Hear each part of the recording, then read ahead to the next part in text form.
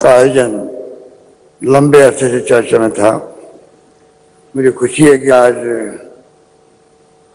हम लोग यहाँ पर सुन रहे हैं हमारे साथियों को एक के बाद एक।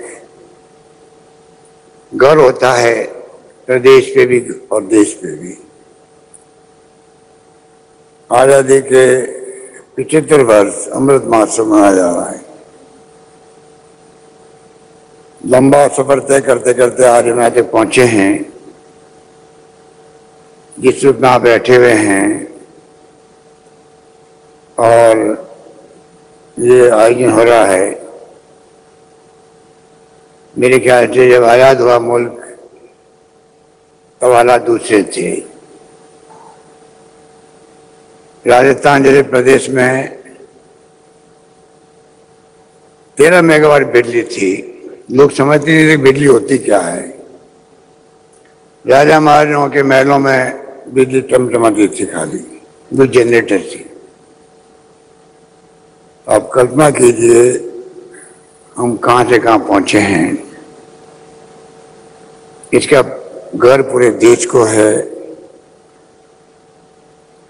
होना भी चाहिए।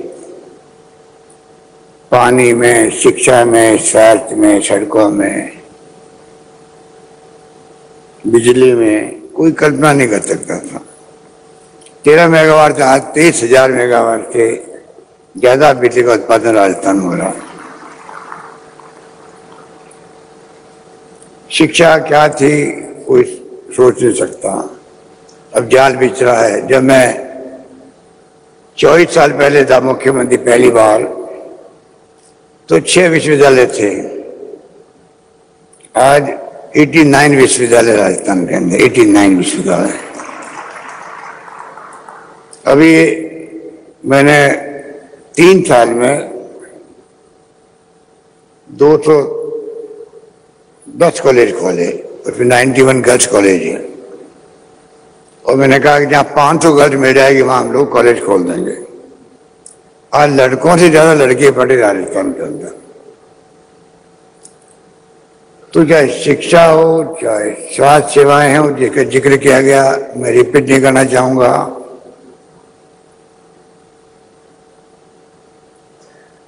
सरकार कुछ आगे आकर के शिक्षा को प्रोत्साहन दे रही है। विश्वविद्यालय, कॉलेजेस, अनुपति के अंतर्गत कोचिंग फ्री बच्चों को,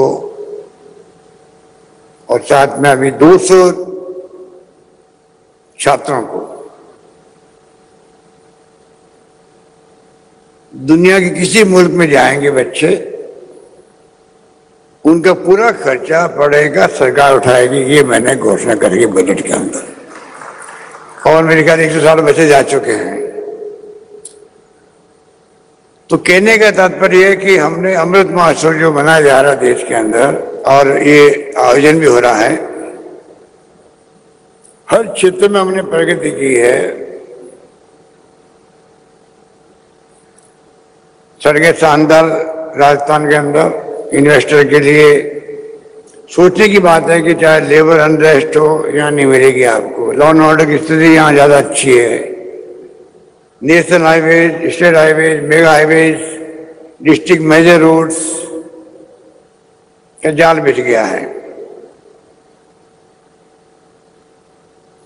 तो एक इन्वेस्टर को जो सुविधाएं चाहिए, जिससे आपने देखा अभी मेरे पूर्व वक्ताओं ने फिल्म के माध्यम से भी और अपने स्पीच के अंदर बताया आपको कि सब तरह से हमारी जो पॉलिसीज है किसी भी तरह की, वो इन्वेस्टमेंट फ्रेंडली पॉलिसी बन रही है। और कस्टमाइज्ड पैकेज अलग मिल रहे हैं। पॉलिसी में हमेशा राजस्थान ने ये प्रयास किया है कि कैसे इन्वेस्टमेंट आकर्षित हो। चाहे विंड जब आया था पहली बार, मुझे याद है 3-4 मेगावाट से मैंने उसका शिलान्यास किया था जैसलमेर के अंदर। मुझे तांती जो अभी हाल ही में उनका स्वर्गवास हो गया है, बहुत दुखद घटना थी, स्विट्जरलैंड कंपनी से। फिर 4,500 मेगावाट तक हमने विंड एनर्जी पैदा करी। गौतम अडानी जी कह रहे थे जिस प्रकार से हमने सोलर को प्रमोट किया है और सोलर को प्रमोट करने से आज 10,000 मेगावाट से अधिक बिजली सोलर से बन रही है। तो जो स्कीम, जो पॉलिसी सरकार ने रखी है, मैं समझता हूं कि उसके कारण से इन्वेस्टर फ्रेंडली माहौल बना है राजस्थान के अंदर। और उसी रूप में हम लोग चाहते हैं कि आने वाले वक्त के अंदर भी, कोरोना आ गया था, बहुत स्थिति ऐसी बन गई थी, पर मुझे खुशी है कि कोरोना के बाद में भी जो माहौल बना है आर्थिक क्षेत्र में, वो वापस रिकवर बहुत जल्दी हुआ है, क्योंकि हमने कुछ फैसले भी किए। हमने उद्योगों को सहारा दिया, वैट में, ट्रांसपोर्ट में, एक्साइज में, स्टाम्प ड्यूटी में, होटल्स हैं, ट्रेवल एजेंट्स हैं, टूर ऑपरेटर हैं, इन सबको महसूस करवाया कि इस संकट की घड़ी में इंडस्ट्री के साथ में, व्यापार के साथ में, टूरिज्म के सेक्टर के अंदर, जैसा भी हमने टूरिज्म को इंडस्ट्री का दर्जा दे दिया और लागू भी कर दिया। कल मैं कह रहा था कि जब मैं 35 साल पहले मंत्री खुद था टूरिज्म और सिविल एविएशन का, इंदिरा जी और राजीव गांधी जी के साथ में, तो मेरा सपना था कि टूरिज्म को इंडस्ट्री का दर्जा मिलना चाहिए। घोषणाएं हुई और जो वास्तव में छूट मिलनी चाहिए वो लागू कभी नहीं हुई। संयुक्त लिखा था मेरे हाथ का, इसलिए हमने इस साल के बजट में हमने टूरिज्म को इंडस्ट्री का दर्जा दे दिया और पूरा इंडस्ट्री जो टूरिज्म की है वो तमाम इस बात को लेकर बहुत ही प्रभावित है। इस प्रकार से मैं समझता हूं कि राजस्थान में सीआईए का जो साथ में सहयोग रहा, हमारे साथ में माहौल बनाने में बहुत बड़ी उपलब्धियां हासिल में हुई। संयोग से सीआईए और राजस्थान सरकार का पिछले 25-30 साल से मैं समझता हूं कि अच्छे संबंध रहे हैं। मैं भी बहुत प्रभावित हूं। कल मैं गया था सीआईए के काउंसिल की मीटिंग के अंदर, तो मैं बहुत प्रभावित हुआ कि जिस प्रकार का माहौल मैंने देखा वहां, उन्हें जज्बा है काम करने का सरकार के साथ मिलने के। और ये भी एक शुरुआत हुई 91-92 के अंदर, जब डॉक्टर मनमोहन सिंह जी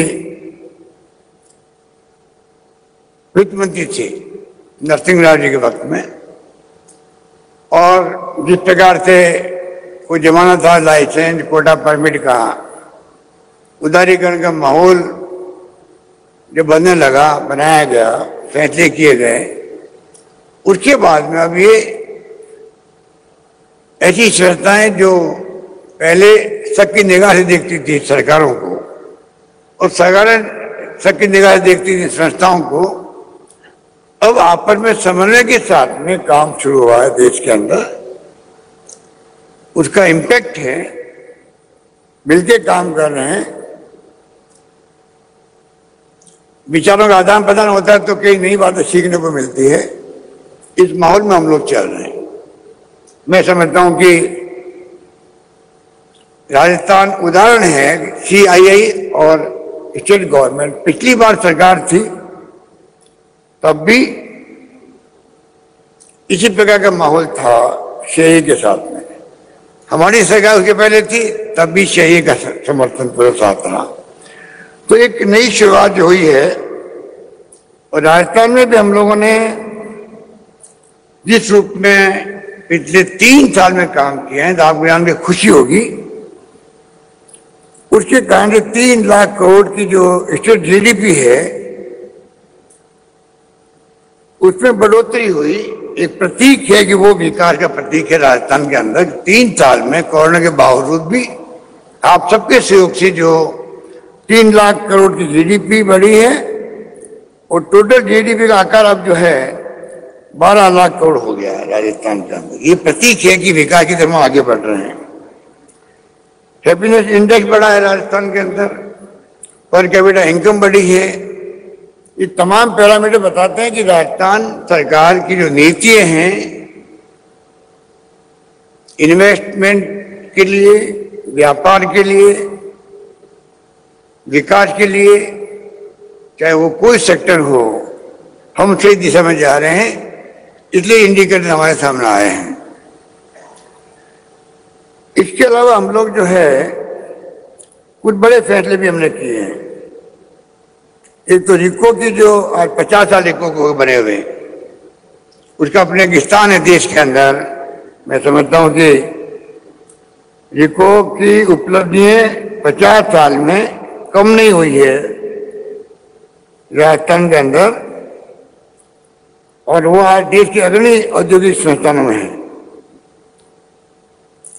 390 तो खोल दिए, सब डिवीजन हेडक्वार्टर पर रिको की इकाइयां बन गई है, क्षेत्र बन गया औद्योगिक, और 147 में बनने जा रहे हैं।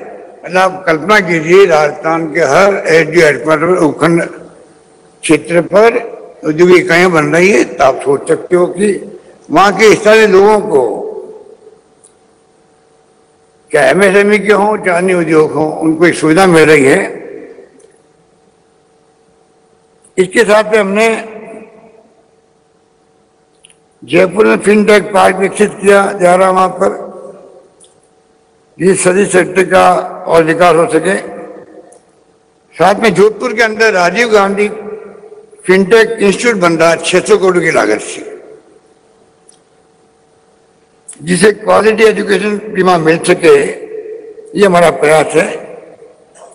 युवाओं के लिए, सभी सेक्टर के लिए एमएसएमई एवं स्टार्टअप को सस्ती दरों पर प्लग एंड प्ले फैसिलिटीज उपलब्ध कराने के लिए जयपुर, जोधपुर, कोटा में 200 करोड़ की लागत से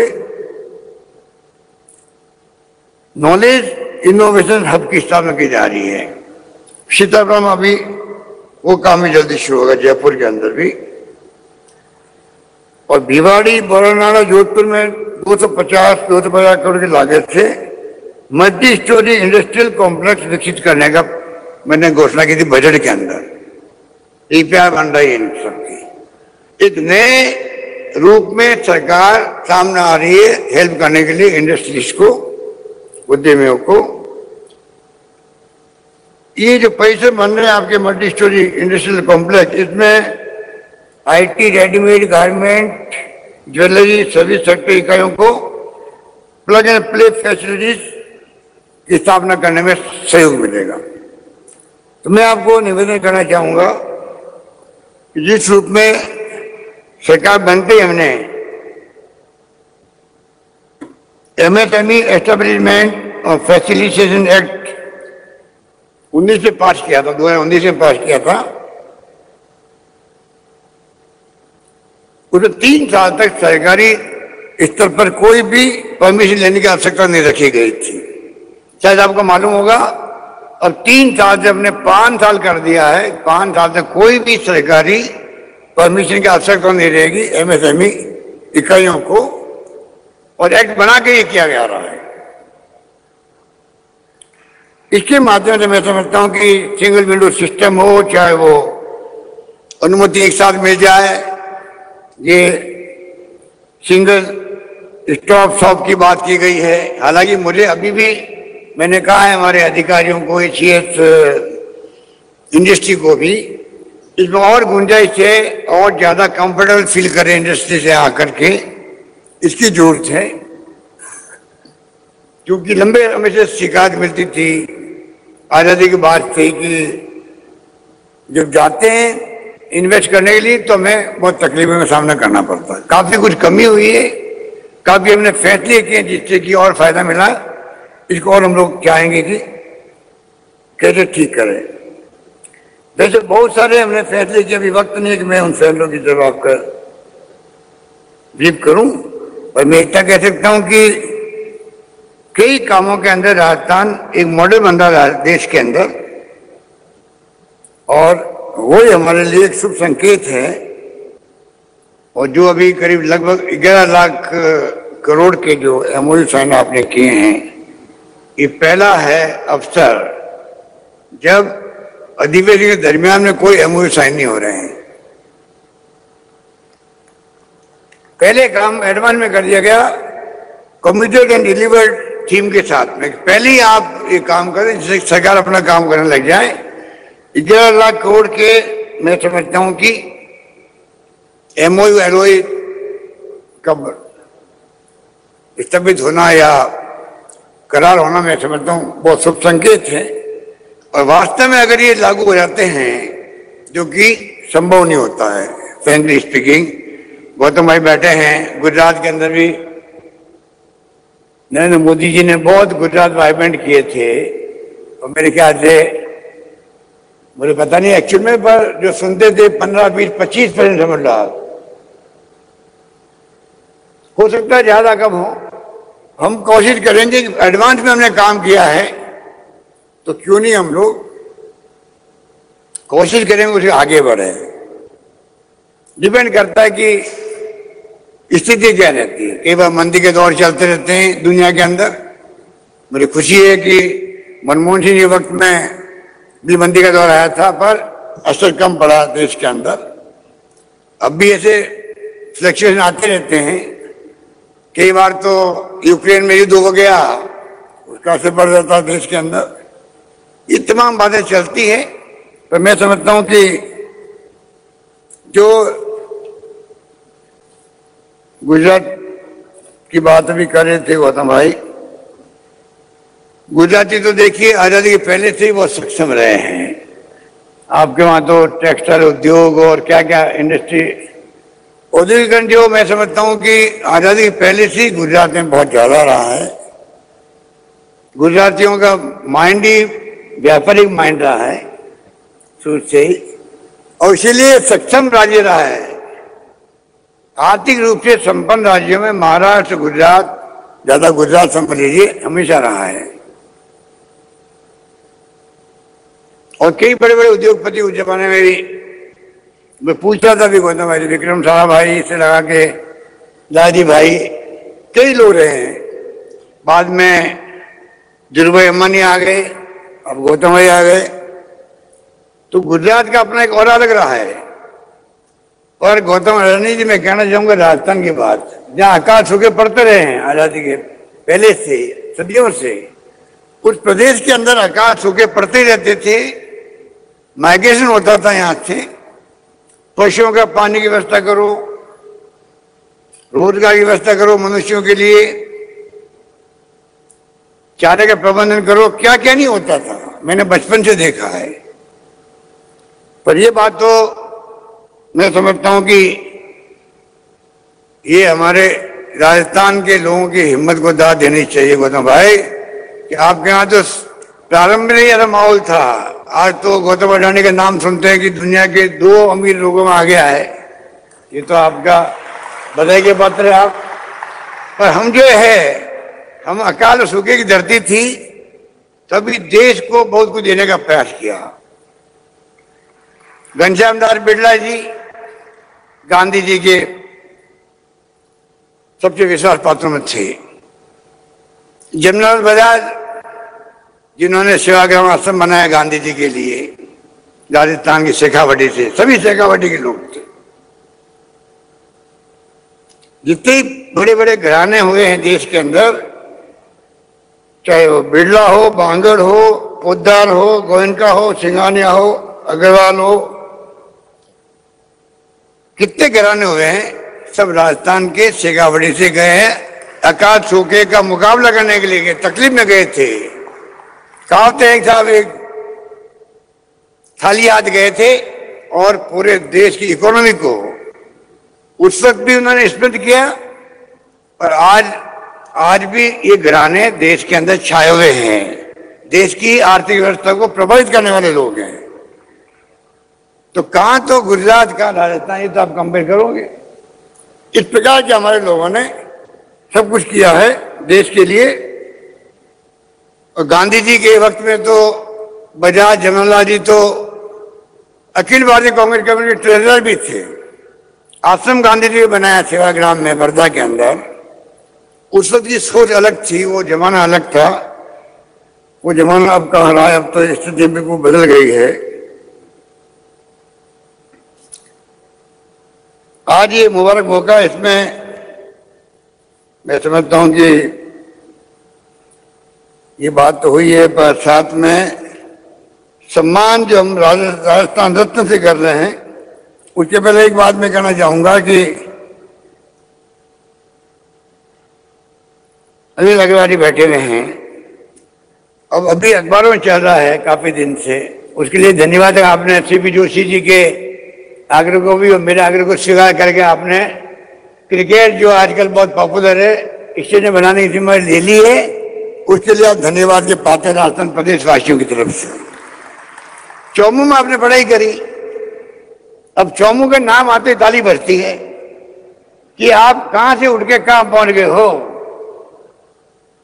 ये बहुत बड़ी बात है। अभी आप चर्चा में आए हुए हो, 1,60,00,000 करोड़ की आप इंडस्ट्री लगा रहे हो। सेमीकंडक्टर अभी दुनिया के अंदर, शायद आप लोगों ने मालूम होगा, पिछले साल भर से 1.5 साल से कोरोना के बाद में, चाइना डिस्टर्ब होने के बाद में जो चिप होती है, वो चिप का ही खेल है। चाहे मोबाइल फोन हो, चाहे कंप्यूटर हो, चाहे वो लैपटॉप हो, और चाहे कारें हो, चिप नहीं है तो सब कारें बनी पड़ी हुई है। ये इतनी दुनिया के अंदर क्राइसिस है, उस क्राइसिस में अनिल अग्रवाल जी जो यहाँ पर तेल निकाल रहे हैं राजस्थान के अंदर, हिंदुस्तान जिंक चला रहे हैं, सब कुछ कर रहे हैं और ध्यान नहीं रख रहे राजस्थान का, इसमें कोई दुराय नहीं। चिंता करते रहते हैं, राजस्थान में माइन से मिनरल की कमी नहीं है, उसका दोहन कैसे हो साइंटिफिक तरीके से, ये इनकी सोच रहती है। जब कभी आते राजस्थान में चिंता करते हैं। पर ये जो फैक्ट्री आपने तय किया है सेमीकंडक्टर के नाम से, जहाँ चिप बनेगी, लैपटॉप बनेंगे, उसकी ग्लास बनेगी, ये बहुत बड़ा इन्वेस्टमेंट है। और अभी महाराष्ट्र में आंदोलन चल रहा है कि ये जो है अनिल अग्रवाल इसको शिफ्ट क्यों कर रहे गुजरात के अंदर। मैं कहना चाहूंगा, अगर महाराष्ट्र की गुजरात की झगड़ा है, इसको राजस्थान शिफ्ट कर दीजिए आप, झगड़ा मिल जाएगा। राजस्थान आपका अपना है, राजस्थान आपका अपना है, राजस्थान रत्न से आप सम्मानित होने जा रहे हैं, तो इस झगड़े को मिटाइए आप। तो काफी अखबारबाजी हो चुकी है और बहुत बड़ा इन्वेस्टमेंट आप कर रहे हो, मैं आपको साधुवाद देता हूं, इससे लोगों को रोजगार मिलेगा। पर साथ में जो चिप की जो है क्राइसिस, उसको मिटाने में आप बहुत बड़ी भागीदारी निभाएंगे, इस बात की मुझे बहुत खुशी है। अब हमारे जो है हमारी अपनी विभूति है, जिसमें यहाँ उपस्थित अनिल अग्रवाल सही है और एल मित्र आ नहीं पाए थे क्योंकि उनकी तबीयत कल रात को अचानक ही तकलीफ आ गई, तो उनका कल मैसेज आ गया था। पर साथ में अनिल अग्रवाल जी हो, चाहे हमारे RM लोढ़ा साहब हो, जो पहले राजस्थान के चीफ जस्टिस ऑफ इंडिया बने, CJI बने थे, जोधपुर से वो दलीप भंडारी जी जो इंटरनेशनल कोर्ट ऑफ जस्टिस में जज हैं, और मालू साहब को आप जानते, वीणा के नाम से उन्होंने पूरी दुनिया के अंदर राजस्थानी को, राजस्थानी कल्चर को पहुंचाया है लोकगीतों के माध्यम से भी। और चीन का निजाम जो अपना आप एक हस्ती है, बड़े शायर भी हैं, देश में दुनिया में जाते रहते हैं। तो सरकार ने तय किया है कि इन पांचों का जो है राजस्थान गवर्नमेंट की तरफ से राजस्थान रत्न पुरस्कार से सम्मानित किया जाए, आप सबकी तरफ से, पूरे प्रदेशवासियों की तरफ से। और ये सिलसिला आगे भी जारी रहेगा। और मैं समझता हूं कि ये सम्मान जो है हमेशा सम्मान करके समाज खुद सम्मानित होता है, क्योंकि प्रेरणा मिलती नौजवानों को भी कि हम भी क्या जिंदगी में काम करें जिससे कि हम सम्मान के पात्र हो सके। और मेरा मानना है कि ये परंपरा सदियों पुरानी है, हमेशा समाज सेवकों का, महापुरुषों का, सीमा पर जो शहीद होते हैं उनकी मूर्ति लगती है, उनका सम्मान होता है। ये हमारी महान परंपरा, हमारी संस्कृति का अंग है। मुझे खुशी है कि आज इन 5 हस्तियों को सरकार ने सम्मानित करने का तय किया है। उनके पहले भी जब हमारी गवर्नमेंट थी तब हमने कुछ हस्तियों को सम्मानित किया था, पर सरकार बदलने के साथ साथ में कई बार फैसले बदल जाते हैं। अभी हमने इस बार ऐसा पक्का इंतजाम कर रहे हैं, सरकार किसी की भी आए पर फैसले कायम रहे। क्योंकि मुझे कई बार दुख भी होता है, रिफाइनरी को लेकर मैं बार बार बोलता रहता हूँ। रिफाइनरी 40,000 करोड़ का प्रोजेक्ट था, जो तेल निकालते हैं अनिल अग्रवाल जी रिफाइन करने का एचपीसीएल के साथ में 5 साल डिले हो गया, सरकार बदल गई तो वो 40,000 करोड़ की रिफाइनरी 70,000 करोड़ की हो गई। 70,000 करोड़ की इन्वेस्टमेंट लगेगा, तो ये नहीं होना चाहिए। सरकारें बदले, हमारी सरकार आती है, हम कोई पुरानी सरकार के फैसले को नहीं बदलते हैं। समय किसी का इंतजार नहीं करता है। वसुंधरा जी के वक्त में ईआरसीपी की योजना बनी 13 जिलों के लिए पानी की, हम उनको चालू रख रहे हैं। आप सुनते होंगे, मुझे बार बार बोलता हूं मैं प्रधानमंत्री के लिए, भाई आपने वादा किया था जयपुर में, अजमेर में राष्ट्रीय परियोजना बनाओ इसको। तो कई काम ऐसे हैं जो कि हमारी सरकार चली गई, काम रुक गए। हमने तय कर रखा है हमारी सरकार रहे, हम बदलेंगे नहीं बल्कि उनको आगे बढ़ाएंगे। ये मेरी सोच है। ये मुबारक मौका है। खाली एक स्कीम की बात मैं करना चाहूंगा। वैसे कि स्कीम हमारी नवाचार हमने कर रखे देश के अंदर। प्रधानमंत्री जी को भी हम लिखते रहते हैं कि भाई ये नवाचार आप पूरे देश पे भी लागू करो। पर चिरंजीवी योजना जो बार बार जिसकी चर्चा होती है, दुनिया को घूमते रहते हैं। गौतम भाई और अनिल जी, सीके बिरला साहब बैठे हैं, अजय श्रीराम जी बैठे हुए, सब लोग बैठे रहे और बाकी हस्तियां बैठी हुई सारी। दुनिया को मालूम है कि दुनिया में सोशल सिक्योरिटी होती है, विकसित राष्ट्रों के अंदर भी। वक्त आ गया कि देश के अंदर भी हर व्यक्ति को सोशल सिक्योरिटी मिले। कोरोना के अंदर मैंने कहा था कोई भूखा नहीं सोएगा। ये बात मैं इसलिए कह रहा हूं कि मुझे गर्व इस बात का है, कॉन्फिडेंस है कोरोना के अनुभव से कि राजस्थान सरकार कोई काम हाथ में लेगी जिसमें आज वाली इवेंट भी शामिल है, इन्वेस्ट राजस्थान भी, उसमें हम कामयाब होंगे। क्योंकि पूरे प्रदेश वासियों को सहयोग मिलता हम लोगों को। हमने तमाम राजनीतिक पार्टियों को साथ लिया कोरोना के अंदर, तमाम धर्म गुरुओं को साथ लिया, तमाम एनजीओ को एक्टिविस्ट के साथ लिया और तमाम जनता से अपील करी कोई भूखा नहीं सोना चाहिए। मुझे खुशी है कुछ माहौल के अंदर भीलवाड़ा मॉडल बन गया हमारा, शानदार फ्री इंतजाम हुए, इलाज हुए। एक व्यक्ति भी ऑक्सीजन की कमी से नहीं मर रहा यहाँ पर राजस्थान के अंदर।